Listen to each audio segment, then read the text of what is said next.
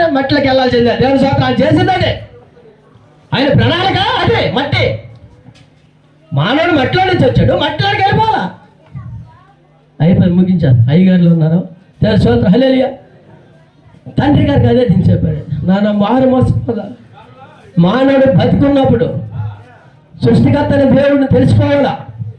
పరలోక రాజ్యం అనేది రాజ్యం, ఆత్మక మరణం లేదు, మరణం లేదు రాజ్యం, నిత్య రాజ్యంలో ఉండాలా. నిత్య రాజ్యంలో ఉండి దేవుడి దగ్గర ఉంటేనే ఆ ఆత్మకి నిరంతరం వెలుగుతో అద్భుతమైన సదుపాయాలు అక్కడ ఉన్నాయి. ఇక్కడ రాత్రి దేవుడిని తెలుసుకోకపోతే ఇక్కడ నరకం అనేది ఒకటి ఉన్నది. పరలోకం అయితే అలాగే సత్యము, నరకం అనేది కూడా నిజమే. మీకు ఆ సంగతి తెలియదు చాలా మంది. నరకం అంతా చచ్చిపోయిన తర్వాత చూశాడు, మనం చూస్తామా? చాలా మందికి ఇది చాలా సస్పెన్స్లో ఉన్నారు. చచ్చిపోయిన తర్వాత నిజ జీవితం అనేది. దేవుని స్తోత్రం. హల్లెలూయా. చచ్చిపోయిన తర్వాత నిజ జీవితం అనేది ఇది నిజమే. అయ్యో భూలోకంలో ఎంత బతుకుతానే, నాకు ఆస్తులు ఉన్నాయి, అంతస్తులు ఉన్నాయి, చుట్టాలు ఉన్నారు, బంధువులు ఉన్నారు, స్నేహితులు ఉన్నారు, కులం ఉన్నది, నాది పెద్ద కులం, అనేక రకాల బతికున్నానే. ఇదేంటి భూలోకంలో తెలుసుకోలేకపోతే ఎంత శిక్ష అని అక్కడ పడతావు. వేదన బాధన పురుగు సాగు అగిన ఆడుతూ నరకంలో అగౌరవించవలసి వచ్చే పరిస్థితి వస్తుంది. దేవుని స్తోత్రం. హల్లెలూయా. ఈ మధ్యాహ్నకాల సమయంలో దేవుడు నీతోనే మాట్లాడుతాడు. మార్పు చెందు, మార్పు మనసు లేకపోతే బతుకున్నప్పుడు మహోన్నతులకు దేవుడు తెలుసుకోకపోతే నిత్యరాజ్యం కోల్పోతాం. అది కోల్పోతే ఇప్పుడు ఆత్మ దేహానికి అయితే 60 సంవత్సరాల్లో 70 సంవత్సరాల్లో బతుకుతాం, చచ్చిపోతాం, దేహాన్ని ఇడిచిపెడతాం. ఆత్మ కదా మరణం లేదు కదా, మరణం లేని ఆత్మ కదా అది. దానికి మరణం లేని ఆత్మ ఉంటే నరకం ఉండాలా, లేకపోతే పరలోకం ఉండాలా.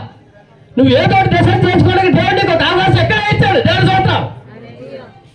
నీకు తక్షణమే ఇచ్చాడు ఆ అవకాశం. నువ్వు సరి చేసుకో, సరిదిద్దుకోమంటాను. ఆ అవకాశం ఎవరైనా ఇస్తారా? దేవుని స్తోత్రం. హల్లెలూయా. నిన్ను ప్రేమించిన దేవుడు, ప్రేమాస్వరూపుడకు దేవుడు, జగత్ పునాది పడకపోతే నిర్ణయించుకుని ఆయన మీ పట్ల ఆయన కొన్ని ప్రణాళిక అది. దేవుని స్తోత్రం. మా తండ్రి గారికి అన్ని చెప్పి మారు మనసు పొందిన తర్వాత నానా బాప్టిజం తీసుకుంటాను, నేను తీసుకుంటాను అన్నాడు. హృదయపూర్వకంగా తీసుకుంటావా? మరి తీసుకున్న తర్వాత మేము బాలట్ గారు తీసుకుని ఎన్నాళ్ళు ఆపేసాం ఆ విషయం. అది మా నాన్న చెప్పి 3 సంవత్సరాలు ఆపా. ఎందుకంటే తక్కువ బాప్టిజం అంటే సరదా కొన్ని తీసుకుంటారు. 3 సంవత్సరాలు ఆపాయి బాప్టిజం. 3 సంవత్సరాల తర్వాత అప్పుడు మళ్ళీ ఆయన తీసుకుంటాను లేదా తీసుకున్నాను. విజయవాడ దేవుని స్తోత్రం. హల్లెలూయా. మారు మనసు పొంది దేవుడు రాజ్యం. ఆయన ఇప్పుడు ఏమై ఉన్నాడు? నిద్రించాడు. మరణించి చచ్చిపోయాడా? నిద్రించాడా? నిద్రించాడా? నిద్రించిన వాడు మరణం లేదు. దేవుని స్తోత్రం. హల్లెలూయా. లెగిస్తాడు.